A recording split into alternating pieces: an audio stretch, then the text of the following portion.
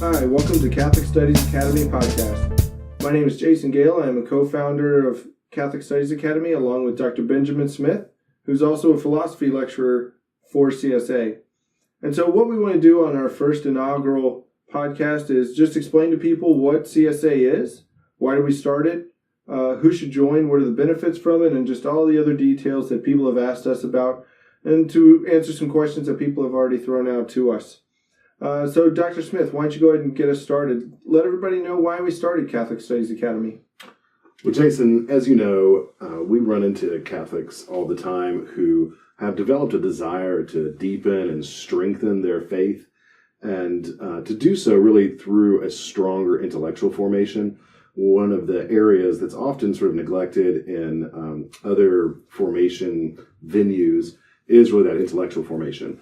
And there's just not a ton of opportunity for people to get that, especially if they don't have the circumstances to pursue a degree, like a 4-year degree. Oh, yeah. So the reason we founded Catholic Studies Academy is to provide people with a college-level formation in philosophy and theology in a flexible and affordable way.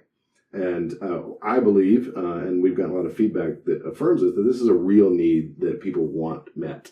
Yeah, and I think there's a large educational gap, both in the content that's accessible and also the financial side of it as well, which is a huge aspect to when many people look at ongoing education and things like that. Sure. So I think, when you look at the financial piece, I mean, you either get the free things or the very inexpensive things that your parish offers, and then there's a 4-year degree where you got to take out more student loans if you haven't paid off the ones you already have. That's right. Yeah, and about some of those things that you might have gotten for free, those are probably good things, like your parish provides good programming, that sort of thing. But a lot of people want more, right? And that's not really a knock on the parishes. It's just, given the kind of structure they are and the kind of institution they are, they can only provide so much, right? And lots of times people will want more. They want more depth.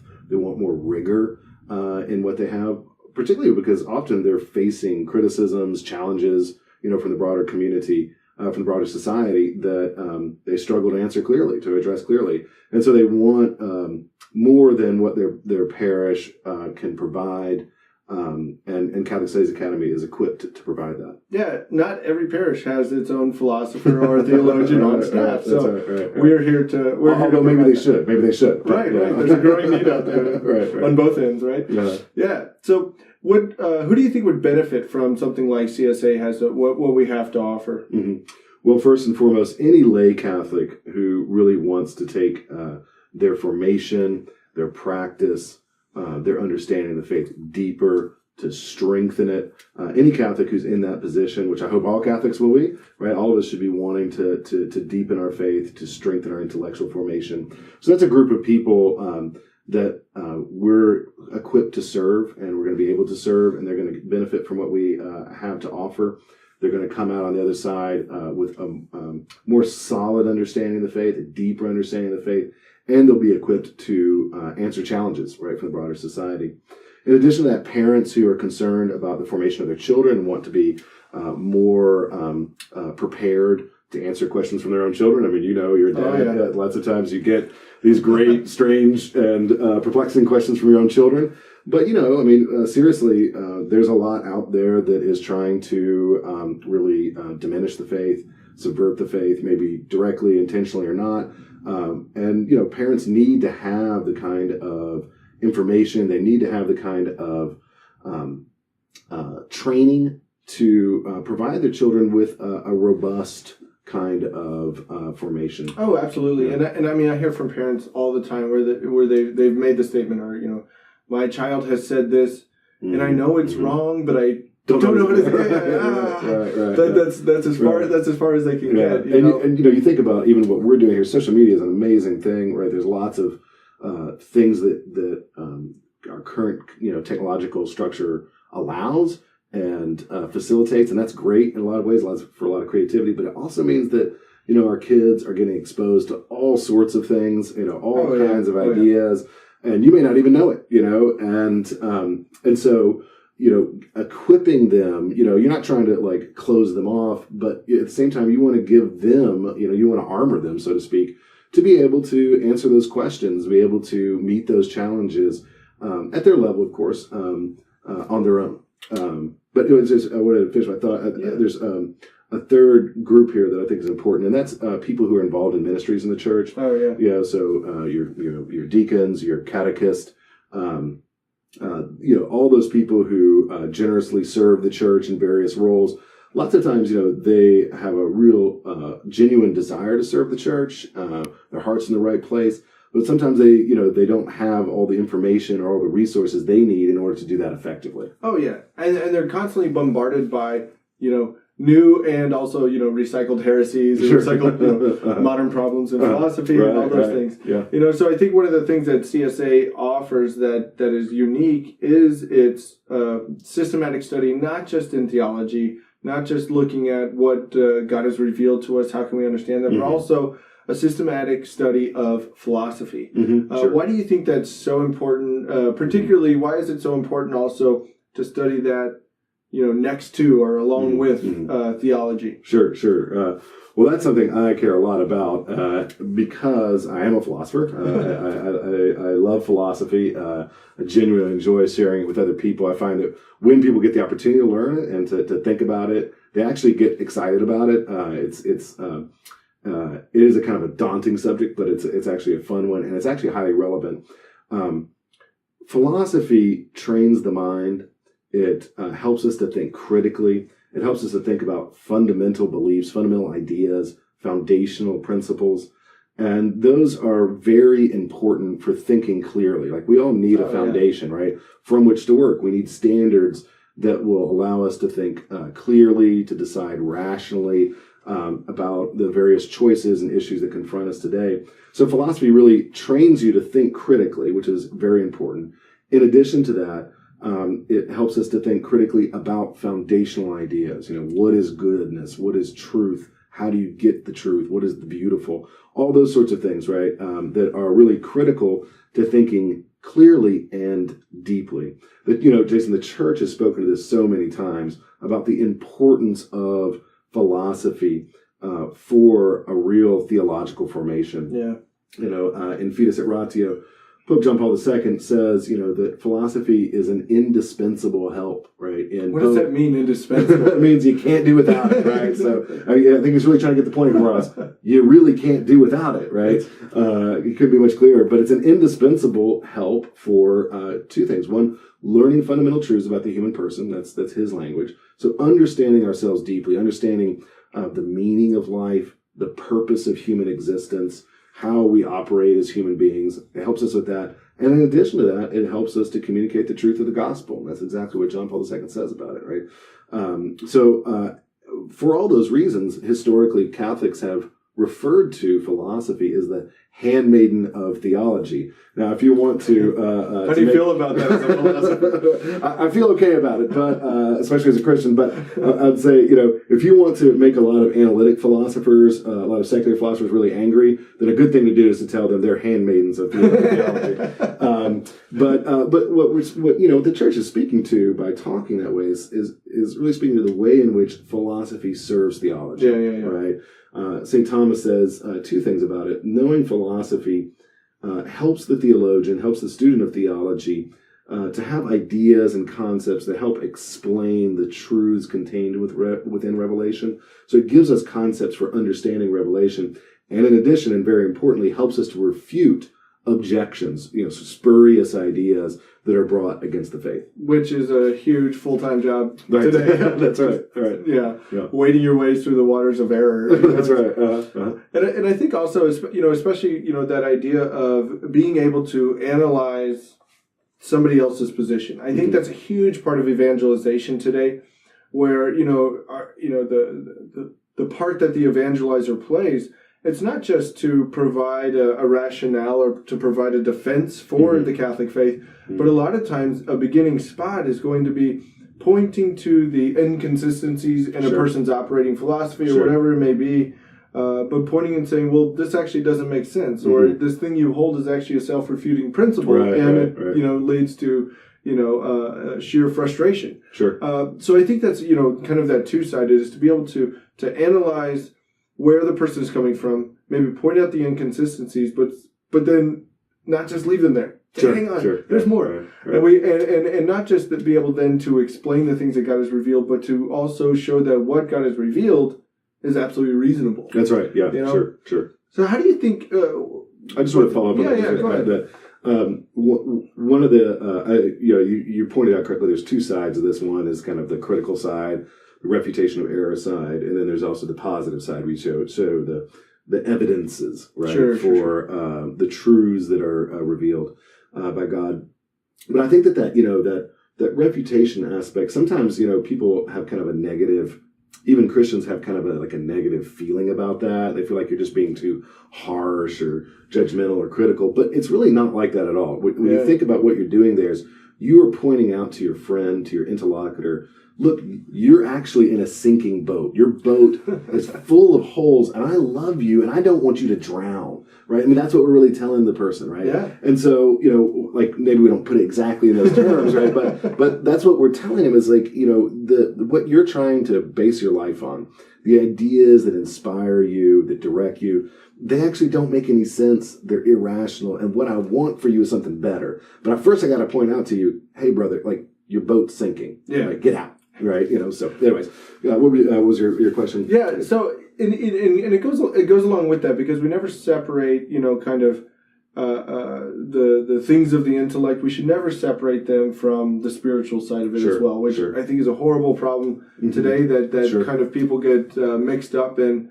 I think what role do you see, especially with what role do you see the intellectual formation of a person? What role do you see that playing in the spiritual development of that person as well? Sure. Yeah. Well, that goes really, Jason, to a broader point, I think, actually, which is just the overall almost, I think you can identify to some degree where this comes from, but this isn't really the place to go into it all. But we see this kind of anti-intellectual ethos, almost anti-intellectual attitude within the faith, right? Almost as if religion's all about feelings. Religion just is having feelings, right? Right? And it's not. There's a lot more to it than that. I mean, certainly we all value those times of consolation when we have those kinds of passions, when we feel compunction about sin, or joy about God's grace and mercy and what He's doing in our lives.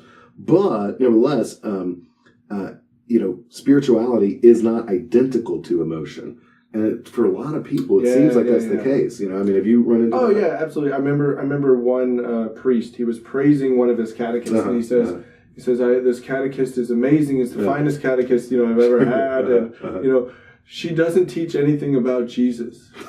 She teaches Jesus. Right. A, what does that mean? But B, if she's the most wonderful catechist, but she teaches nothing about Jesus, you have a problem. That's right. Yeah. Right. And that's kind of that thing is to separate kind of the intellectual formation. Not to say that our feelings don't matter. God cares about the whole person, and even St. Thomas talks about the passions and things. Sure. But at the same time, to say that we can kind of have this relationship with Jesus devoid of any knowledge of Him, that the knowledge isn't really necessary. That we can love Jesus without knowledge, we can love Jesus without all these things. But I find it, particularly, confusing when many of the problems that have stemmed up in the church have been intellectual problems that led to deformities of who the person of Jesus is. Right. So how do you love rightly what you don't know? I think that's a huge question that I think we're trying to answer. Right. But also trying to lead people to. Even the Catechism talks about dogmas as lights along the path. They enlighten who Christ is. The doctrines make known the face of Christ. It's funny too, because sometimes you get this. That's a very good point. But you get this sort of opposition between, you're a brain person, you're an intellectual, versus love, right? Whereas, like St. Paul tells us in 1 Corinthians chapter 13, right, that love does not rejoice in wrongdoing, but rejoices in the truth, right? So that love and truth, right, from a biblical perspective, actually go together. Right? They're actually part of the same life, really. Right. To speak more positively to it, our saints, our doctors of the church, they point us very clearly in the direction that the mind is very important in prayer. In fact, one of the phrases that's used in the spiritual tradition of the church is mental prayer, right? Which, if you're not familiar with that, might sound a little odd, but really a lot of prayer focuses on your understanding, right? If you're going to pray, one of the most important ways we can pray, there's a lot of ways to pray, but an important way to pray is to think deeply upon the truths of the faith, right? To think about what has God revealed, what has Jesus told us about himself. I mean, we have the New Testament, right? And there, God is telling us, right, about himself, really in all the Bible, but especially Jesus, telling us about himself, right, in the New Testament. We should want to learn about that. We should want to understand it so that when we pray to the Lord, right, we are actually informed about who we're talking to, right? Yeah, exactly. And it is one of those things where I think even for the operation of the mind, to especially when it comes to God's revelation, so we begin with this kind of, truth bomb, here's the reality of it. Now my understanding needs to catch up. That's right. That's what St. Anselm talked about, what is theology, that it's this we have this truth sitting here. That's the reality. Right. Now my understanding needs to catch up. My understanding needs to look at this from all the different perspectives, from my experience, from a philosophical point of view, from these other points of view. And the other thing I think about as a father is having my thinking about my children going off into the world, as glorious as that sounds right now. It's also quite frightening. But I love those, to use the idea, I love those survival shows, Bear Grylls and all those people. Right. Like I really think, like when we talk about the importance of the intellectual formation and the importance of truth, right, that I the first thing sometimes I think about is my own children, in those survival shows. Yeah. Those guys that go out there, they don't go out there and say, well, I'm just going to experience the landscape of the desert. No. They go out there and they say, see this plant? It's going to lead to death if you eat it. See this one right next to it? It looks just like it, but it'll give you life. It'll provide you water, Right. And I think that's the biggest thing that the intellectual formation, or at least on the practical side, that the intellectual formation can do is to help prepare those that come after us, and just saying, look, this thing may look good on the surface. The appearance may be close to the same as this other one. Sure. But in reality, it will kill you. That's right, yeah. And that's the thing it's a kind of a broader point, but one of the things that's really interesting about our current situation is sort of this kind of almost neglect of truth, almost sort of like, well, does truth really matter? Like, I don't want to get all hung up in that. Yeah. You're just going to be sort of judgmental or brainy or something like that. And certainly, that's possible. But, the truth matters, especially when you think, when you're talking about the truth, you're talking about reality, right? Like, do I want to relate to and to pursue the God who is, right? Or do I want to pursue some delusion or figment of my own imagination? Right. I want, this is the most serious thing that's possible, right? If there is a God, nothing matters as much as relating to that God, to God rightly, and to trying to understand him insofar as we can. Yeah, exactly. Because we want to know the reality about him. I mean, this is so important. It's interesting. I had this interesting conversation with someone several months back, and we were having a conversation. It was kind of about politics and culture and history. And we were, just kind of commiserating about how important it is to be sophisticated, how important it is to be logical and critically minded in these areas. And then gradually, the conversation sort of drifted over to religion.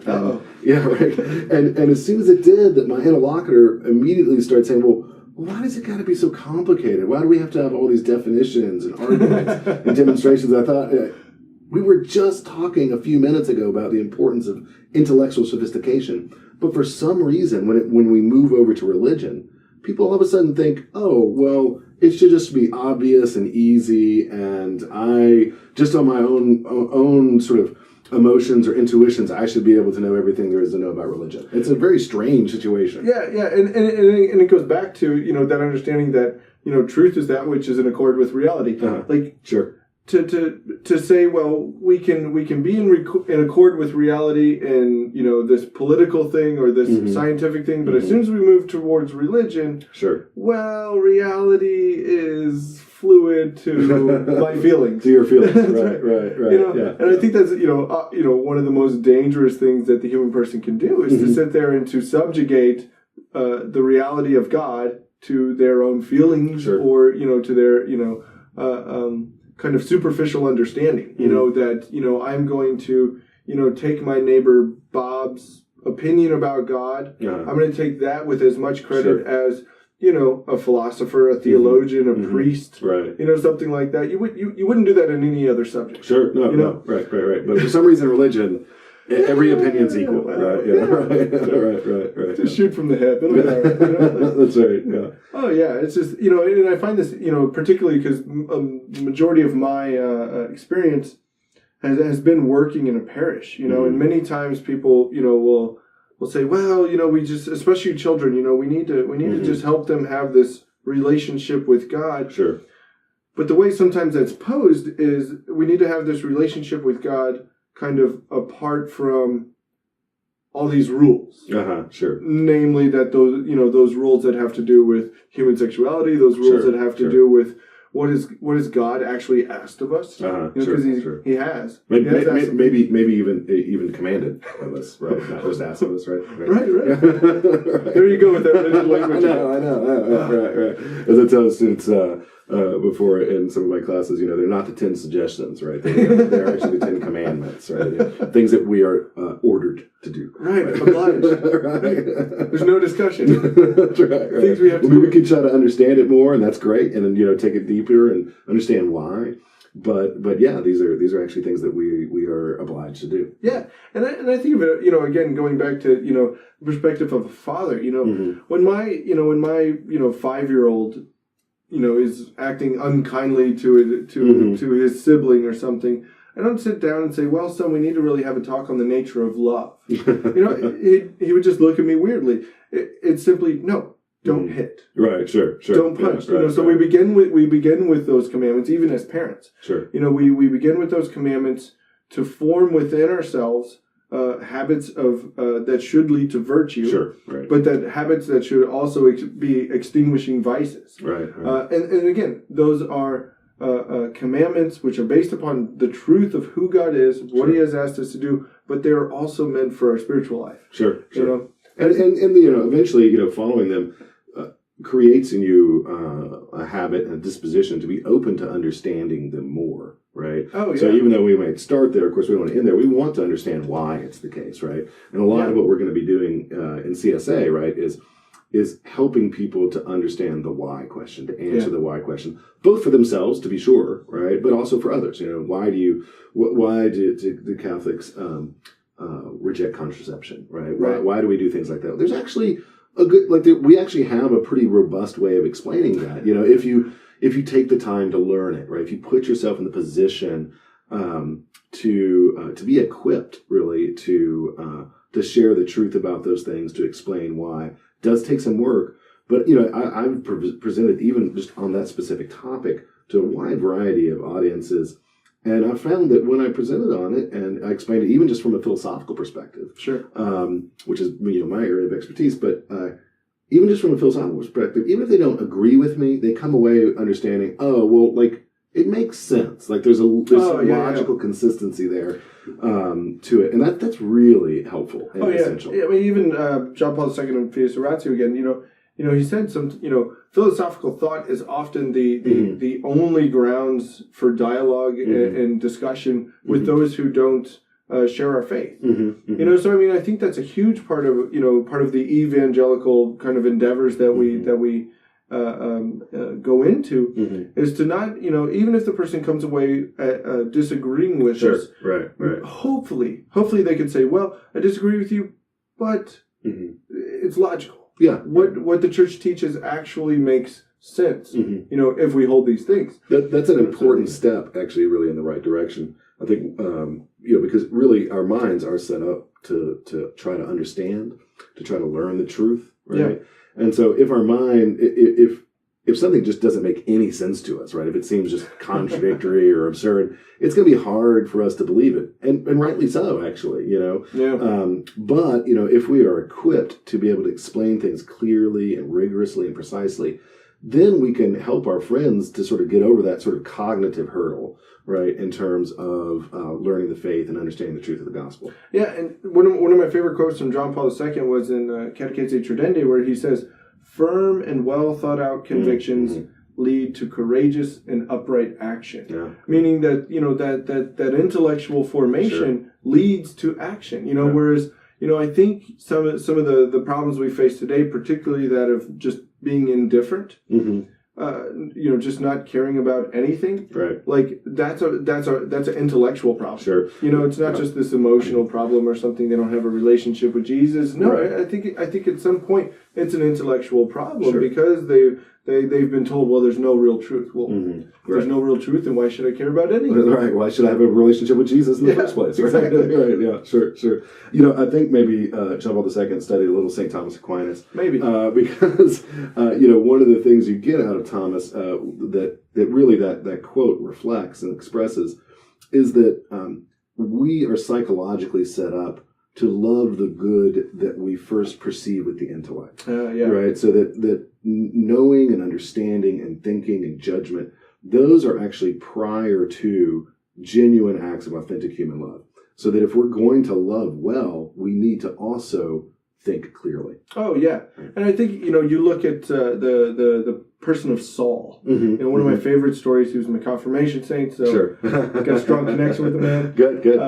But even when you look at, his conversion story, or just who he was before his conversion, he was actively killing Christians. Sure. And you have a time when the church was its smallest. And you have a guy who's actively killing Christians, holding the cloaks while they stone Stephen, and all those things. Right. And, from God's perspective, he said, yes, that is going to be my apostle. Right. Yeah, he's going to take it to the, no, he was actively killing Christians. Sure. Yeah. But I think it was because of that, what God saw was, here's a man who turned his convictions into action. Yeah. He wasn't indifferent about the truth. The truth made a difference. He needed better convictions, right? But he did at least have that zeal, to turn convictions, you say, into action, or at least the integrity to say, if this is true, then I have to act this way. Yeah, that's a good point. I know we're kind of running short on time here, but one thing I wanted to hit for sure is that part of the value, one of the things that should help, I think, people understand the value of what we're offering here in terms of intellectual formation really goes to, is connected with preserving the faith in those who have been churched and helping those who have not, that sort of evangelical or task of evangelization. One of the things that we hear over and over again, and I'm sure you've heard this in your background, right, is from lots of times from kind of so-called educational, religious education experts. Right? Yeah, is that formation, intellectual formation, that's not really that important, right? Learning just some truths or just some propositions or something like that, right? That's not really important in terms of faith formation. But actually what we learn from solid sociological data and research is that that's just completely false. An important sociologist who works in Notre Dame named Christian Smith did a prolonged study on religion and youth in America. And what he found really decisively was that most people who grow up Catholic or grow up Christian, most of the people who lose their faith lose it in college or in their mid-20s. And it usually happens because they encounter challenges and criticisms of the faith that they don't have good intellectual answers for. Yeah. That what they say about themselves, why they left the faith, is because they experience this kind of cognitive dissonance where I believe this, but it doesn't sound like it makes any sense. It's stupid or it's irrational, whatever it is, right? And it's actually the intellectual formation and really the lack of intellectual formation that is at the root of a lot of the kind of the decay and the loss of faith in people who are in that age group. And I know, this is not to be too critical, but I think it's worth bringing up, and Christian Smith brings it up in his research, that we've had a lot of influence for a long time about kind of youth ministry that's focused almost entirely on creating, emotional experiences and that sort of thing. Mm-hmm. And I think that there is a real value to that. So let me just be clear about that. However, in addition to that, we also need to give our young people, our children, our teenagers, we need to give them solid intellectual formation, because without it, we're just leaving them prey to objections and to attacks that they're going to encounter, especially once they leave home. Oh yeah, and I think it's a new challenge for parents that Sure. parents didn't necessarily encounter at their college. Sure, right. The current cultural climate was not so anti-Christian as it is today. Right. Or whether that be explicitly or implicitly. I think for a lot of parents out there, they're struggling to say, I don't even, I've heard parents make this statement, and I'm sure at some point I'm going to experience it as a parent myself, is, I don't understand my kid. He came home saying a bunch of things, and I have no idea what came out of his mouth. Put that in English for me? Because they went to some secular institute, and they took some intro to philosophy from Professor Atheist or something like that. So they come home with these new ideas, and they're exciting, and they sound good upon appearances. Sure. But parents don't know how to always encounter those things, right? And bring them up and say, well, let's look at it from this perspective, and then let's see what the gospel has to say about it, what God has revealed to us. Sure, probably a good idea to listen to that. Yeah, exactly. And so I think that for what we're trying to do here is not just provide parents with those answers or things like that. But one of the things that we've identified as the problem, like you just said, with in Christian Smith studies and things, is that especially for the teenager growing, they need that intellectual order. Sure. Yeah. Very. Important. Yeah. That we need to be able to look at things and have an order to where everything kind of fits together. And so I think that's what Catholic Studies Academy offers, is that it's a systematic formation in philosophy and theology. So even if you've had courses in theology and philosophy before, what we want to try to do is order all of those things so that the things become ordered in our heads. Right. They can bear fruit and have a return to order in our lives, and be able to provide some of that logical order to our students, to our the people at our parish, or our own children. Sure. And so I think one thing that like we had said, the one thing that what we want to do with Catholic Studies Academy is not just provide that intellectual order, that systematic formation, but we also want to provide those tools for evangelization. So I think those three things, the intellectual order, to deepen our faith, to enrich our prayer life, give us food for meditation. Sure. But also to equip us to evangelize. Those really stand at the heart of what we want to do here at the Catholic Studies Academy. We want to thank everybody for joining us today on the Catholic Studies Academy podcast.